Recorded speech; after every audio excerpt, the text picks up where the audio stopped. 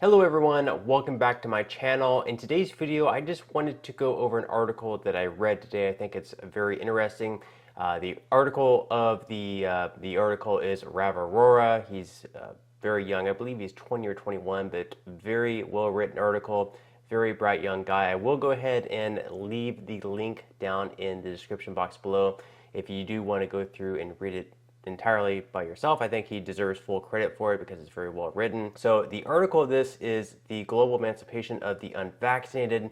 So what he's going to be talking about this in this article is basically how certain countries, how certain states treated the COVID lockdowns, the effectiveness of it, and whether or not they were actually necessary. Now, a lot of you guys probably already have your minds made up of the vaccines, the COVID-19 vaccines, the various ones that they have, and whether or not you think they're effective. In this video, I'm not going to try to change your mind. I'm not going to lecture anyone on whether they're a good thing or whether they're a bad thing. I'm sure you already have your mind made up already at this point anyways, and you probably already have enough people lecturing you already about whether it's a good thing or a bad thing. I'm not going to discuss this in this video. Okay, so I'm just going to go ahead and jump right into this here. So it says, a popular argument against the various vaccine mandates imposed upon citizens the world over is that they violate the Nuremberg Code of 1947. So what this code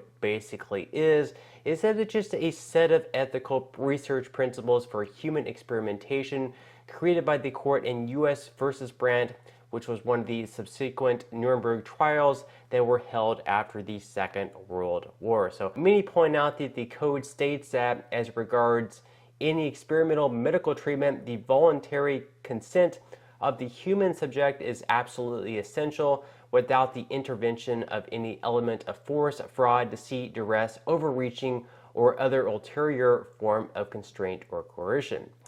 The common retort is to insist that the COVID-19 vaccines were not experimental.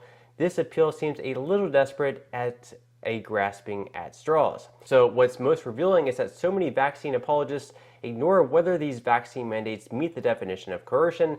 No one seems to dispute the assertion that vaccine mandates are coercive because the evidence is quite overwhelming. In the name of safety, public health, and disease mitigation, countries across the world coerced citizens into getting double or triple vaccinated, from small European states such as Slovenia, requiring COVID papers at gas stations, to Central American countries such as Costa Rica, requiring all children 5 and over to be vaccinated.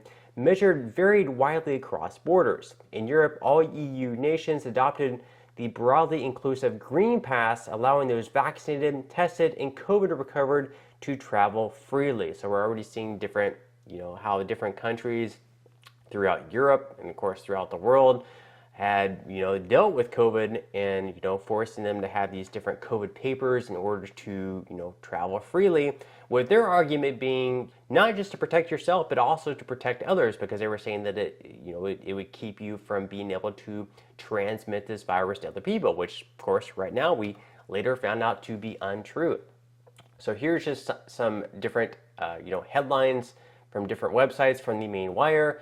No gasoline without COVID papers. It's already happening in some parts of the world. And then from CNN, Costa Rica mandated COVID-19 vaccines for children, but not everyone's on board. So a handful of countries mandated vaccines for all citizens of qualifying ages. According to a Statistica report, Turkmenistan, Vatican City, and Tajikistan were the first to take the most draconian actions. Some countries, such as Italy and Greece, nationally mandated vaccines for older age vulnerable populations. So later on, of course, whenever they found out maybe these mandates aren't actually working, they began actually rolling this back. So more than a year after vaccines were rolled out to the public, a number of countries have reassessed the costs and benefits of mandating vaccines and chose to suspend them. Australia, infamous for its sinister crackdowns on non-compliant citizens, has entirely gotten rid of mandatory vaccination outside of health and old age care workers. The growing worker shortage in states such as Victoria has prompted public officials to scale back their discriminatory measures. So again, we have some more headlines here. Vanishing vaccine mandates, no apology from our once so zealous public health officials. Victoria pressed to scrap 2-jab COVID vaccine mandate amid worker shortage. So they began seeing worker shortages, these mandates not really being all that effective, so they began just, rolling them back. Then we have Austria. So Austria's national vaccine mandate, which kindled tremendous uproar across the Western Hemisphere, has also come to a halt as the government says it has created deep rifts in Austria's society after months-long growing domestic strife and heavy protest in Vienna. So again, some more headlines here. Austria scraps compulsory COVID jabs despite rising infections. In attempts to raise relatively low inoculation rates, 30% of Austrians remain unvaccinated and just under half are unboosted. Country leaders previously instituted targeted lockdowns of the unvaccinated and declared they would have to pay fines as high as 3,600 euros. So basically, before, if you were not getting vaccinated, believe it or not, you would have, there'd be lockdowns for you. You would not get to travel freely. But on top of that, you could face a fine as much as 3,600 euros, which for people who have dollars, that would be, as I mentioned here, around $4,108. So let me know what your thoughts are in the comment section below. How would you feel if you could face a fine up to $4,000 if you refuse to get the shot? Now, again, I'm not going to lecture you here. I'm not going to say you should get it or you should not get it. It's your own personal choice, but to fine someone that much, a little bit crazy there to me. So Bloomberg outlined the Austrian government gradual crackdown on the unvaccinated. Quote, in the first phase of Austria's policy, the unvaccinated will get written notification. Starting in mid-March, police and other officials will start checking vaccine status, imposing fines, and ordering vaccine appointments if necessary. Continued dissent will prompt another 600 euro fine after a month. Now, in the U.S., we had, pretty strict COVID guidelines depending on which state you live in. In Florida, where I live, it wasn't nearly as strict as some other states such as, New York, Hawaii, California. But, imagine if you were going to get fined for, not going along with their vaccine guidelines. It's insane. So, after taking the most aggressive approach to coercive vaccination, Austrian officials have recognized its demonstrable futility. Quote, the vaccine mandate won't lead anyone to get vaccinated. Surveys have shown that 13% of people who live in Austria will not get vaccinated despite the vaccine mandate, Health Minister Johannes Rauch of the Progressive Greens Party recently stated. European countries that made the vaccination compulsory for specific age groups have also subsequently suspended their policies. In May, Greece lifted its comprehensive vaccine passport system and ended its monthly fine of $114 fines on unvaccinated Greek citizens of 60 years and older. So $114 fines for not taking a shot. That's wow. Earlier this year, Italy threatened unvaccinated citizens over the age of 50 with a penalty of up to 1,500 euros, which is $1,698. Now, Italy has abolished all its remaining restrictions, including domestic vaccine certificates and vaccine requirements for foreign travelers. I mean, looking back at this, people are going to remember that their own governments were threatening to fine them 1,500 euros. If you don't have that money, you're basically being forced into getting a vaccine, something that you may not know is completely safe or is going to be good for you. And if you don't get it, you're going to get fined this much. A lot of people don't have that money in their bank account to give up. They're basically going to be sent into the negative if they don't get the vaccine and they get fined this amount. That's absolutely craziness. And you're going to wonder why people are not going to be trusting their governments going forward. So Canada made international headlines for implementing a de facto compulsory vaccination as unvaccinated citizens were stripped of their rights to travel anywhere via plane or train and their ability to work at banks, law firms, hospitals, and all federally regulated industries. As of June 20th, the Canadian government has dropped the most vaccine travel requirements except for international travelers, which of course is the same for the U.S. as well. Intergovernmental Affairs Minister Dominic LeBlanc stated this decision was based on the science and the government may bring back mandates if a new wave of the virus hits Canada. So it seems like they follow the science if the science is something that they believe in. If the science is something that they don't believe in, then it's something they usually don't follow. So the Canadian province of Quebec instituted some of the most drastic COVID measures of the country and was on the verge of financially penalizing unvaccinated citizens, but leaders dropped the plan in order not to undermine social cohesion. So you can see here another headline: Quebec scraps planned tax on the unvaccinated. So the province also lifted a bizarre requirement that those without a vaccine pass had to be accompanied at all times by a store employee in large retail stores such as Walmart. So basically, at one time, again, a headline from the Miami Herald here, that unvaccinated shoppers must be accompanied at all times in big stores in Quebec. So they basically have an employee follow you around the store at all times if you don't have the vaccines. Let me know what you think in the comment section below. But to have someone following you around the store, I mean, if you're so dangerous to society, why would they want an employee to be following you around and potentially,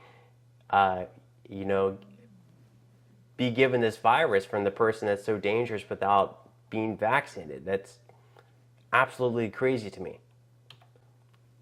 So the imposition of vaccine mandates in Canada shocked many because Prime Minister Justin Trudeau's initial promise on record was not to take away people's freedom and force them to get inoculated. Quote, "That's not the way we do things in Canada," he once stated. That sure changed. Then, of course, on the Brandon Gomez show, he later elaborated, "What do you do with someone who has an allergy or someone who's immunocompromised or someone who, for religious or deep convictions, decides that, no, they're not going to get a vaccine? We're not a country that makes vaccination mandatory, for example, but we want to encourage everyone to get it." By August, he had completely reversed this position and demanded all Canadians to get vaccinated or suffer from life-changing consequences such as being fired from their jobs and being unable to leave the country. So sure made a 180 on that. So later on, of course, Canada's sweeping mandates revealed the ethical implications of vaccine coercion, given a non-trivial number of vaccine recipients, young men particularly, have been disproportionately harmed by the known side effects of vaccine-induced heart inflammation. And of course, there was a 38-year-old named Desh. He was a law enforcement member who actually almost died after being forced to take the second vaccine dose to keep his job. So imagine that, you're being forced to take a shot in order to keep your job, and then you almost die because of that. This is crazy stuff, guys. Again, you have people in the future, you wonder why people trust or don't trust governments. It's because of stuff like this. Then, of course, we have a lot of universities here that, a lot of elite universities, at least in the U.S., of course, abroad as well. In Canada, United States, all over. Still, I believe that, a lot of universities are actually requiring booster shots or, proof that you got the vaccine in order to attend class in school. And also it mentions here that last year, elite American universities barred unvaccinated students from even attending online classes. I mean, what kind of stupid policy is that? You're literally from home. You're not going to be infecting anyone. You're not going to be impacting anyone, even if it did cause transmission, even if, just insane policies here. Other sectors of American society continue to discriminate against the unvaccinated. 6 months ago, a spokesman for New York City Mayor Eric Adams told New York Post that the city has fired over 1,750 city employees for refusing to get vaccinated. Meanwhile, tennis champion Novak Djokovic was not allowed to participate in the U.S. Open, not because the tournament has mandated vaccines, but because the Biden administration's outdated vaccine requirements for foreign citizens remain in place. Then, of course, the recent lifting of coercive mandates in Canada may also be transient, as Health Minister Jean-Yves Duclos has stated Canadians may need a booster shot every 9 months. So now they're saying that maybe we're going to force Canadians to go ahead and get a booster shot every 9 months, even though we're rolling back these mandates. So again, they're just continuing to tread this line. They're not backing down from this stance. The article goes on to say that the only robust scientific rationale for instituting vaccine mandates at the expense of violating bodily autonomy and core civil liberties was the potentially greater benefit of reducing community transmission. Regardless of one's own risk of COVID disease, critics argued everyone must get vaccinated for the safety of others. However, this promise swiftly failed. A study measuring the link between the vaccination and COVID cases last year found at the country level, there appears to be no discernible relationship between percentage of population fully vaccinated and new COVID-19 cases in the last 7 days. In fact, the trend line suggests a marginally positive association such that countries with higher percentage of population fully vaccinated have higher COVID-19 cases per 1 million people. So, again, do we trust the science here, or do we just look away from that science and look at the other science? And then is Dr. Jay Bhattacharya, a professor of health policy at Stanford, in an email, this is what he wrote, says that given the sharp age gradient in mortality risk from COVID infection, the COVID vaccine was always the most important for the elderly and others with chronic conditions that predispose to severe COVID disease. The vaccine does not stop transmission, so requiring everyone, regardless of their own personal risk from COVID relative to the side effects risk from the vaccine, never made any sense. Mandating the COVID vaccine has diminished public trust in public health, which I fear will lead to many negative consequences in the year ahead. So again, here he's saying that, forcing people to get the COVID vaccine, and then now people seeing that it actually did not affect transmission. Maybe it could, reduce the side effects if you were to get COVID yourself. I'm not even going to say that for sure, myself. There were some studies that came out that definitely showed that, if you were to get the vaccine, you would be better protected, from, maybe some of the more severe side effects from that. You can be the judge of that yourself. I'm not going to force any views on you one way or another. But then, of course, there's some other studies that show that it could be potentially harmful to get the vaccine. So, again, it's your own personal choice whether or not you get the vaccine. I'm sure most of you guys have either chosen not to get the vaccine and you never will. A lot of you guys probably have already gotten vaccinated. Some of you guys may continue to get booster shots. Some of you may not get another booster shot ever again. Again, it's completely up to you, but I think a lot of us can agree, or at least a good majority of us can agree that a lot of our trust in what the government has been saying is definitely going to be going down, because we have definitely been lied to throughout the pandemic.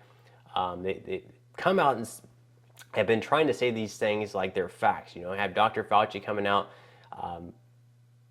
saying that we definitely should be getting these booster shots and should be getting the vaccines, and been saying a lot of things like they're rooted in the facts, but then they later come out as being a lie. So they should not be speaking so boldly as if things are just completely facts. They